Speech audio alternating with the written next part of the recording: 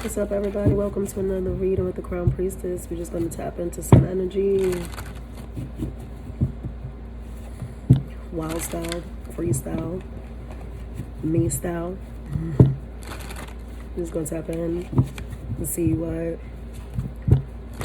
Spirit has led me to share with you today.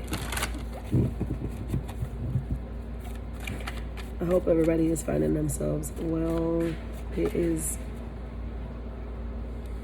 Wednesday, August 13th, when I'm recording this. Oh my gosh. The number 813 can be important to you. So can 84. So can 12 or 3. Lucky numbers, maybe. Maybe somebody's about to hit the lotto. If you hit it with those numbers, tips and donations are appreciated. Okay. Yeah, somebody's like, I don't know, there's something about lucky money here. I'm hearing some of you could be going to a casino, or you could like casinos, and you can be falling on some luck. Lady luck. Somebody can be watching me from jail. I don't know, I know that's not common, but it's not rare either, if that makes sense. Somebody can be watching me from prison. They got stuff in prison, y'all. They got the computers and stuff and all of that. For you today, for you, okay, if that's the situation. Unless you did something really wicked, I believe in you do the crime, you do the time, but I also believe that some things are unforgivable, okay? That could be the theme here. I said this recently, but I'm not sure if I said it I think I might have said it in a private reading, that if betrayal was forgivable, then God would have forgiven Lucifer. So I know that's a little deep, but it's like, if you look at that concept, the lore of how Shamuel felt like he was better and he didn't want to do what God's order was and go about his own business.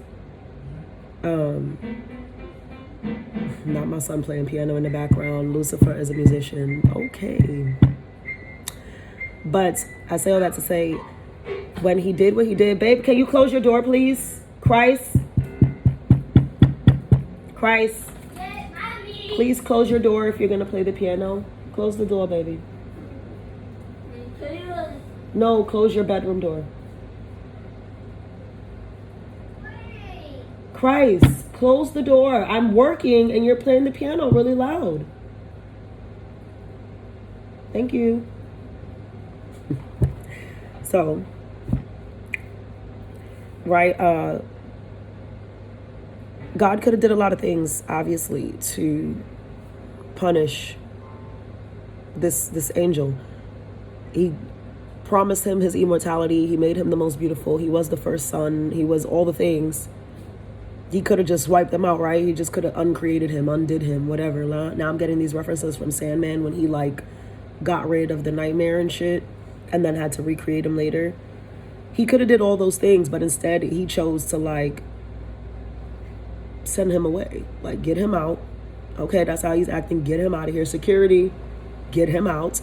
And then, when Michael had to beat his ass or do whatever, whatever happened, right? I don't know. I don't want to mess up the story, but it was unforgivable. So unforgivable, in fact, that God didn't even want you here anymore. I don't want to see you. Go do your own thing. That's how you feel. You want to run shit, go run shit over there. Love down, but go. You can't sit at my table. You know what I mean? And it's still till the end of time. So betrayal is not so forgivable, right? And I'm saying that to say that somebody could have done something really naughty, whether they're in jail or not, Somebody could have did something really, really naughty, really unforgivable, and they have to live with that now, you know. But I want to say also that the Sandman reference, when there's a part where he's talking to Lucifer Morningstar, and she says, she's played by a woman, she says, how long was this supposed to go on, you know? And it's almost like this person wants forgiveness, because it's like they, like, imagine imagine if God forgave Lucifer. Like, imagine how different things would be if, you know, it was like, okay, I think you've learned your lesson, now come home. You know, it's like he put him in eternal exile, essentially. Like, I don't ever want to see you again. I don't ever want nothing to do with you again type shit. So this can be the concept with someone. Like, someone feels like they've been punished for too long. How long am I supposed to be hated? How long am I supposed to be in exile? How long am I supposed to go through this before you can forgive me for what I did, you know? But it's like they did something really treacherous, it seems. This could be a masculine energy. This could be a father. Yes, so long. Look, let me show y'all. 8 of Knives, Father of Coins, 7 of Coins. It's like, I feel like this person has tried really hard to redeem themselves, but like the world won't let them. You know, it's like, and it'd be like that. When you cause a lot of pain, when you wreak havoc, like left and right, your energy was just, it brought so much detriment to everything and everyone around you. That shit comes around, man. It doesn't matter. Karma is a very patient bitch. Like, she's patient boots. Like, you know, and you know, so when it's time, when it finally catches up with your ass, there is a lot that you have to go through. You have to repent, you know, the penance, the all this. I don't know why I keep using Christian references. Okay, babe. I don't know why I keep using Christian references. It's probably because a lot of people who view me have a Christian background. And that's fine. Like, there, you can learn about God through every context. I'm very keen on that. Like, there's no one right answer. Like, it's personal, and you need to receive it how you need to receive it. So this is like someone who feels as though they understand what they've done. They understand why they are suffering the consequences. They understand the work that they have to do. They've been doing the work, I would say, maybe even for a very long time. But it's like, yo, am I never going to be allowed to redeem myself? Am I never going to be allowed the grace of forgiveness? Am I never going to be allowed? Whew, I hope that this is not a thing, but this is like, I want to make it as minimal as possible. Let's say somebody went to prison for statutory grapes, right? Like, they were 22 and the victim was 16. Technically, yeah, like, what do you have in common with the 16-year-old? But if they were like 20 and 26, no one would blink an eye. And that sounds very close in range, right? Not agreeing, not saying nothing. But let's say that was the case, right? But now this person, whatever, they did their time, they come out, they're on the registry because they have to be. But 9 times in 10, and I've seen it happen, like, people don't really do the research behind these things or whatever, you know? Even, let me get away from that, because it's honestly, it's ruffling my feathers a little bit, because I don't know what this energy is, and I don't want to jump the gun. I don't want to be premature with my assumptions, even though spirit is chatting. I like, all right, I'm not going to say that. Let's say, I'm about to ruffle somebody's feathers again, but this one I'm going to stick by. Tory Lanez. I know y'all see all the things that's going on. I'm not even here to, I'm not going to bash the girl. I'm not going to do none of that. But y'all see it's public archive. It can be like that, like, because he's doing his time. He did an album, essentially, that's great, that he's probably seeing no proceeds for. And he got stabbed. Like, if I read correctly, I don't know, because the media be slanting shit, but he got attacked and injured really badly in jail. Now imagine how he feels. Imagine how he feels about all of this. Like, where did I go wrong? Okay, that was wrong. I'm doing my shit. I'm keeping it tall, whatever. But like, when am I done paying for this? That's the energy that somebody has. Like, somebody just did something that would be deemed unforgivable in your eyes, or you did something very unforgivable in somebody's eyes, and you've been paying for it way too long, is essentially the feeling that I'm getting from this. Moving on. Ciao. This could have been somebody that you trusted, somebody that you had very good rapport with, you were very close with. Some of you, this was like a best friend. Some of you, this was a parent. The 10 of Coins is a family. This was a parent or a child, one of your children, that did something that you just like, I can't believe you would do that to me, Masculine energy is prominent because now the Father of Knives is out as well. Masculine energy is very prominent, but could be anybody. We possess both, right? This can be very much so a woman who just operates in masculine energy, like a single mom, perhaps. Somebody, a woman who has to do all the work or provide or whatever it is, could very well be that as well.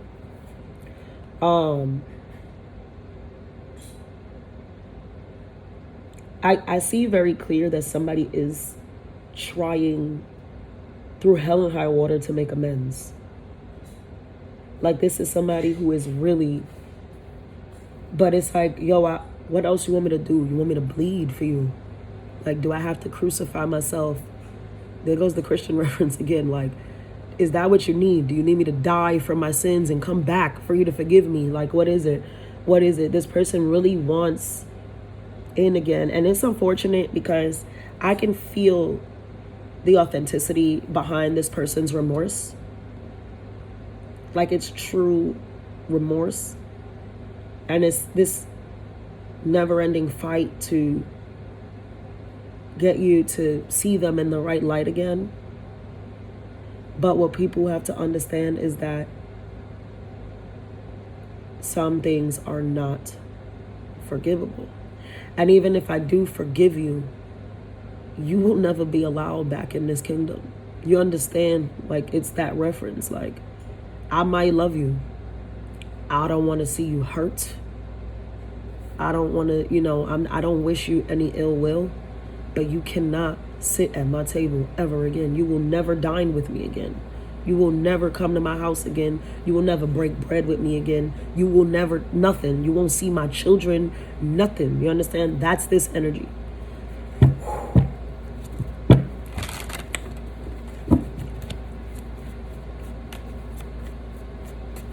Closing arguments. I can't make this. This is ridiculous. Like, Ace of Cups, Ace of Swords, Nine of Baskets, though. Whatever side you're on, you know where your story's at. But you're at peace with this. This is like, you may have a conversation with this person where they get to lay it all out on the line. And you believe them. You believe them. You love them. You may even cry about it. But you will remain away. Like, this is, oh my God, if y'all ever seen the movie Old Guard, like the first one where Booker betrayed them, like he sold their secrets to the CIA and then they all got captured or whatever. And then after they got out of that, they exiled him for 200 years. Like, imagine that. Imagine being exiled for 200 years. Imagine living forever, like long enough to know that There are people out there, your people out there, people like you, people who know you, and you can never be with them again. They don't want nothing to do with you. You're just alone. It's like putting somebody's in jail, I'm telling you. It's like putting somebody in solitary confinement. You see how, like, the longer you leave a man in solitary confinement, the more psychotic he becomes, because it's not in human nature to be alone. Like, we want to find like minds. That's what soulmates are. That's why we find our tribes. That's why, like, we need to be around people like us that understand us, especially when it's an exclusive like that. Like, they were immortal warriors, like angels or something, essentially, like put here for a specific task, and there were only a few of them. So imagine being outcasted from that. Like, we're already outcast. We already can't live like everybody else and do what everybody else do. So it's like, to leave me alone, oh my God, now me feeling bad for the devil. Like, you know, whatever. It's like that's almost, and you know that I don't feel ashamed of that, because it just speaks to my empathy. People do fucked up shit. They do really fucked up shit sometimes. But this is someone who has accountability. This is not a person who just kept doing fucked up shit and said, I don't give a fuck. This is not a narcissistic energy. This is somebody who genuinely has reaped their karma, probably very severely, probably more than they needed to at this point, or they're coming to that end, you know, because God decides those cycles. Like, they're coming to this point where they have sort of fully rehabilitated their karma, like, and made it so that they can start fresh. But a big part of that has to do with this, with you forgiving them. And while you may, because I see that you may understand, you may forgive, and you may hear them out. And again, this feels really emotional, like I'm about to cry about it. It's a chop. It's like, yeah, I get it, but you can't be here, because I can't ever trust you again, ever again. You know, it's tough. All right. One more in the mouth. Just one card to go.